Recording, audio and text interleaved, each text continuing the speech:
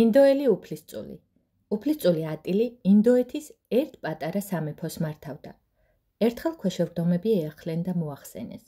ჩვენი ცოლები ჯუნგლებში ვეღარაფერს კრეფენ, რადგან იქ შავი ავაზა დაძრწის, მოგვაშორე თავიდანო. ატილი შავ ავაზას ესტუმრა.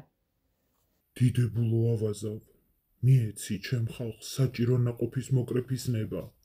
შესთხოვა უფლისწულმა. თან ხმავარ, თუ ღამით ჩემს დანახვას მოახერხებ. უპასუხა შავმა ავაზამ. თუ არა და შეგჭამ.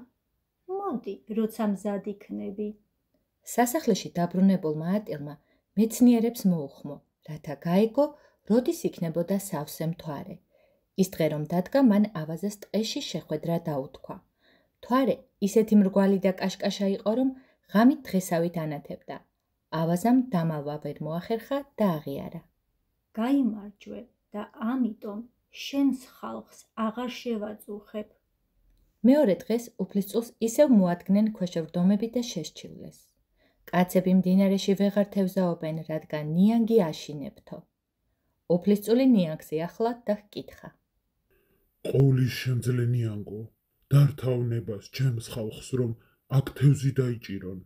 თევზაობის ნებას იმ შემთხვევაში მოგცე, თუ შენ ამ წყალზე მოტივტივე მორებში ჩემს ამოცნობას შეძლებ, თუ არა და შეგახრამუნებ. უპასუხა ნიანგმა. მოდი, როცა მზად იქნები.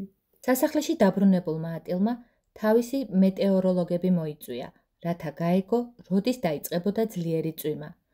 დრო რომ მოვიდა, ნიანგი ჩანჩქერთან დაიბარა. წვიმით ადიდებული წყალი მძლავრად ეხეთქებოდა ნაპირს და თან ხის მორები მიჰქონდა. ნიანგმა ხმელეთზე ყოფნა ამჯობინა. შენ გაიმარჯვე. აღიარა ნიანგმა.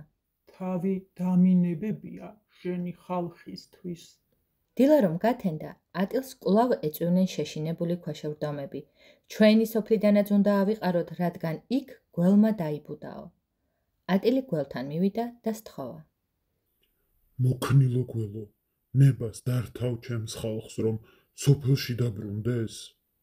თუ კი მოახერხებ და გამხმარ ღეროებში ჩამალულს მიპოვი, ბრძანება შენი, შესრულება ჩემი, თუ არა და დაგგესლავ.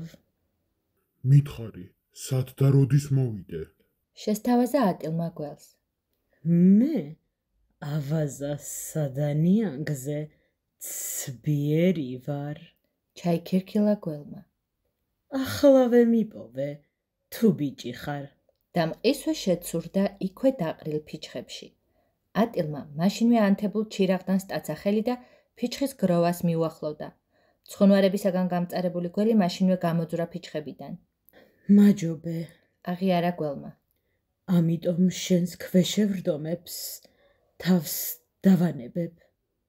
აი ასე მოიპოვეს სიმშვიდე და ბედნიერება ატილმა და მისმა ხალხმა.